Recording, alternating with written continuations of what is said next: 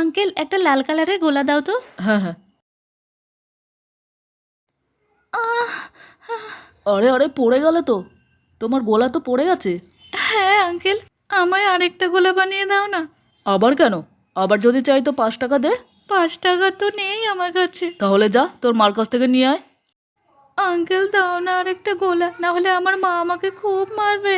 কেন কেন মারবে তোর মা? কারণ আমার নিজের মা তো মরে গেছে, এটা দ্বিতীয় মা, এই মা আমাকে খুব মারে। আরে। আঙ্কেল দাও না গোলা, আমার মা বলেছিল গোলা নিয়ে যেতে, না নিয়ে গেলে আমাকে খুব মারবে। আমি তোমার সামনে হাত জোড় করছি আঙ্কেল, আমি যদি গোলা না নিয়ে যাই তাহলে সারা রাত আমাকে কিছু খেতেই দেবে না। আরে কেঁদো না মামনি, দিচ্ছি তোমায় গোলা। এই নাও গোলা নাও।